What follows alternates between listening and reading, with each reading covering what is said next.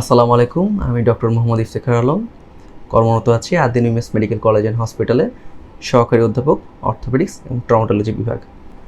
আজকে যেই টপিকসটা নিয়ে আমরা কথা বলবো সেটা আসলে অর্থোপেডিক্সের অনেকগুলো পার্ট একসাথে করে বলার চেষ্টা করব।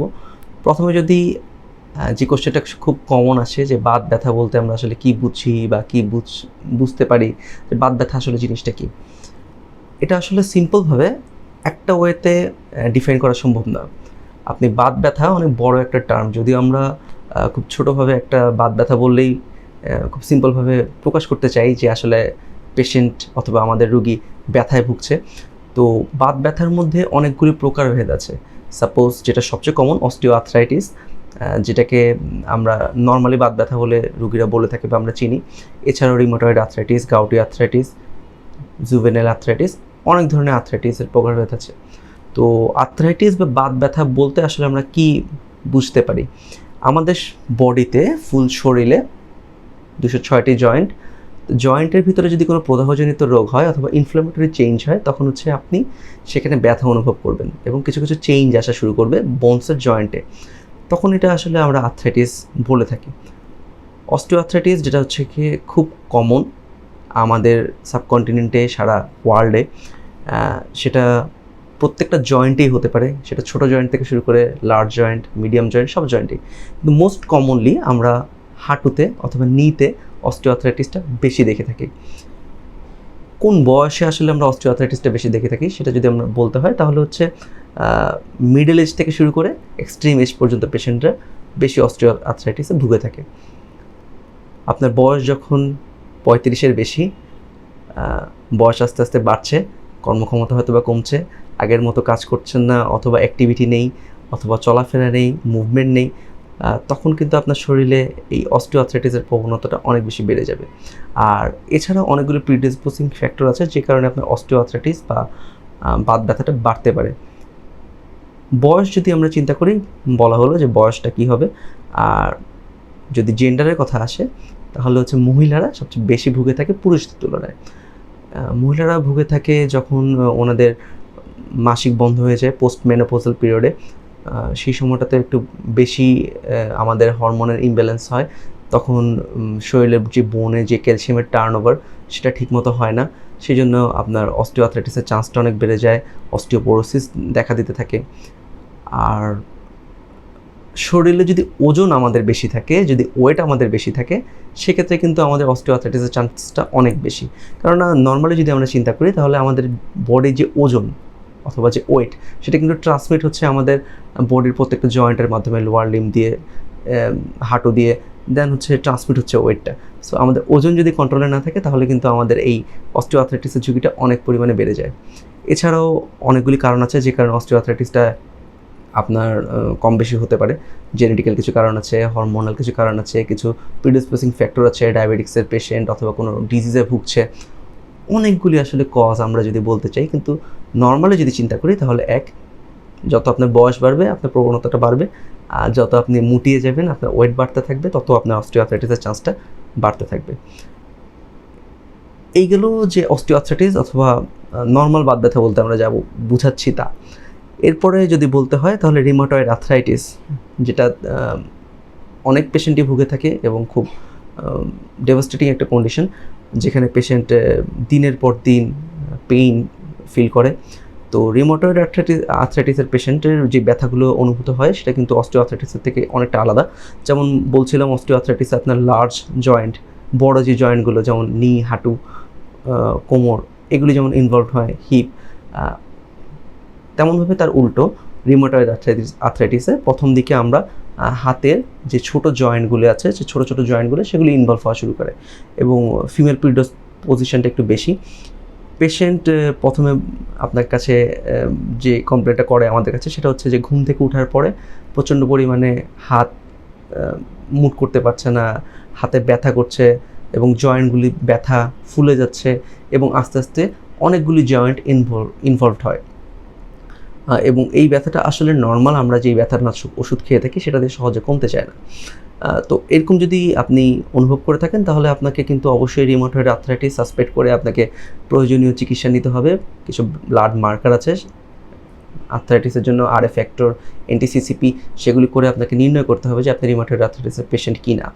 আর যদি আপনি রিউমাটয়েড আর্থ্রাইটিসের পেশেন্ট হয়ে থাকেন তাহলে যে জিনিসটা আপনাকে মনে রাখতে হবে যে এই পেশেন্টদের আসলে life long through out the life কিন্তু আপনাকে মেডিকেশন বা ওষুধ গ্রহণ করতে হবে, এবং হচ্ছে DMRD ড্রাগ মডিফাইং যেই রিউমাটয়েড আর্থ্রাইটিসের জন্য যে আমরা যে ওষুধগুলি ইউজ করি সেগুলি কিন্তু আপনাকে খেয়ে যেতে হবে।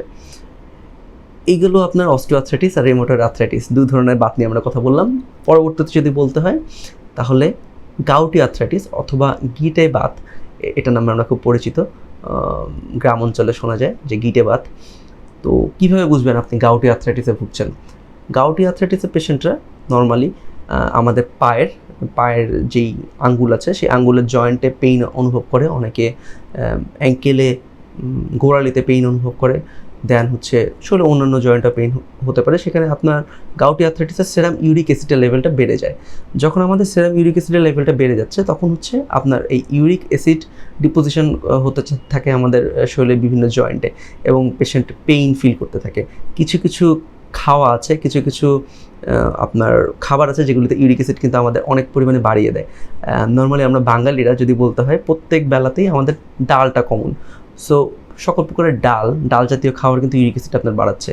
এছাড়া আপনার গরু মাংস, খাসি মাংস, রেড মিট আমরা যেটাকে বলি সেটা কিন্তু আপনার ইউরিক অ্যাসিডটাকে বাড়াচ্ছে। সো আপনি যদি গাউটি আর্থ্রাইটিসের পেশেন্ট হয়ে থাকেন তাহলে আপনাকে যেমন মেডিকেশন নিতে হবে, চিকিৎসা নিতে হবে, সাথে কিন্তু আপনার খাদ্য অভ্যাস চেঞ্জ করতে হবে এবং এই জিনিসগুলি খাওয়াটা আপনাকে লিমিটের মধ্যে নিয়ে আসতে হবে। বাত ব্যথা বলতে মোটামুটি আমরা এই 3 ধরনের বাতকে কিন্তু আমরা সবচেয়ে বেশি কমনলি পাই পেশেন্টের মাঝখানে, এবং সবচেয়ে বেশি পেশেন্টরা ভুগে থাকে। আর এছাড়া অনেক যেগুলি আছে সেগুলি হয়তো পার্সেন্টেজে কম, তাই এগুলি নিয়ে আজকে কথা বলছি না। সো তাহলে বলতে গেলে ইন সামারিতে প্রথমে বললাম অস্টিওআর্থ্রাইটিস, যেটা হচ্ছে গিয়ে নর্মালি আমরা বাত ব্যথা বুঝি, নিতে বেশি ইনভলভ হয়, বড় জয়েন্টগুলিতে ইনভলভড হয়। আর সেকেন্ডলি রিউমাটয়েড আর্থ্রাইটিস, যেটা হচ্ছে গিয়ে বললাম যে ছোট জয়েন্টগুলি ইনভলভ হয়, হাত মুট করতে কষ্ট হয়, মহিলাদের বেশি হয়, দেন অনেকগুলি জয়েন্ট একসাথে পেইন করে। আর থার্ড হচ্ছে গিটে বাত অথবা গাউটি আর্থ্রাইটিস, যেটা হচ্ছে পায়ের জয়েন্টে ছোট জয়েন্টগুলিতে বেশি ইনভলভ হয়, এছাড়াও যে কোনো জয়েন্টে ইনভলভ হতে পারে। এই হলো ইন জেনারেল নর্মাল বাত ব্যথা বলতে আমরা যা বুঝি সেগুলি নিয়ে কথা। এখন এটার প্রতিকার কী বা এটার ট্রিটমেন্ট কী বা কীভাবে আপনি এটা থেকে মুক্তি পেতে পারেন? এখন সাপোজ যদি আপনার এই যে কোনো ধরনের বাত নর্মাল লিমিটে থাকে, যে সহ্য সীমার মধ্যে থাকে, আমরা হয়তো বা প্রথম দিকে পেশেন্টকে কিছু ফিজিওথেরাপি, কিছু এক্সারসাইজ, কিছু হাঁটাচলা অভ্যাস, ওজন কমানো, বডির ওয়েটটা আপনাকে একটু নিয়ন্ত্রণে নিয়ে আসা, সেগুলি আমরা অ্যাডভাইস করে থাকি।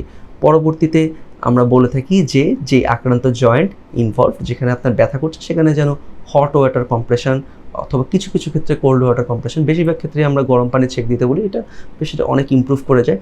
এছাড়া কিছু নর্মাল NSAID অথবা ব্যথানাশক ওষুধ আমরা দিয়ে থাকি, কিছু ক্যালসিয়াম সাপ্লিমেন্ট, দেন আপনার জয়েন্ট মজবুত করার জন্য কিছু এক্সট্রা সাপ্লিমেন্ট আমরা দিয়ে থাকি। এরপরও যদি পেশেন্ট যদি সাবসাইড না করে অথবা যদি স্টেজ 2 অথবা 3-তে চলে যায়, যে অন্যদিকে যাচ্ছে অথবা ব্যথার পরিমাণ অথবা আপনার এই বাত ব্যথাটা পরিমাণ একটু বেশি, তখন আরও অনেক ধরনের মোডালিটিস অফ ট্রিটমেন্ট আছে, যেটার জন্য আপনাকে অবশ্যই চিকিৎসকের শরণাপন্ন হতে হবে। আর আরেকটা যেটা ইনফরমেশন আমি বলে রাখবো, যে বাত ব্যথাটা আমাদের দেখা যায় যে এই সোসাইটিতে অথবা পপুলেশনের মধ্যে প্রথম দিকে আর্লি স্টেজে যখন ব্যথাটা হওয়া শুরু হয় তখন কিন্তু আমরা বেশিরভাগ মানুষই কিন্তু এটাকে ইগনোর করি, যে হয়তো বা ফার্মেসিতে যে 2-4টা ওষুধ খাচ্ছি, ব্যথা কমে যাচ্ছে, ওকে ফাইন, যে আমি ভালো আছি, সমস্যা নেই।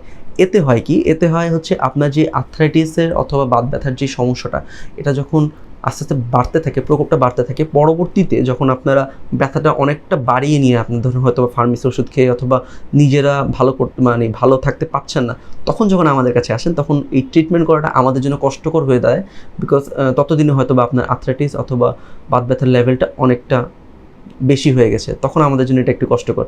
সো আপনারা যদি এসব সমস্যায় ভুগে থাকেন, প্রথমে যেই কথাগুলি বললাম, ঘরোয়াভাবে যদি এগুলি সমাধান না হয় অবশ্যই নিকটস্থ অর্থোপেডিক সার্জনের শরণাপন্ন হবেন।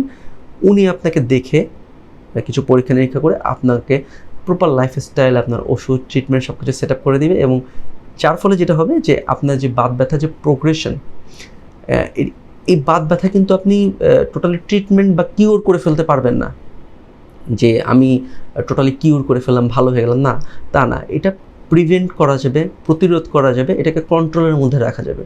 সেটার জন্য আপনার আর্লি স্টেজে প্রথম দিকে আমাদের চিকিৎসকদের শরণাপন্ন হওয়াটা খুবই জরুরি দরকার।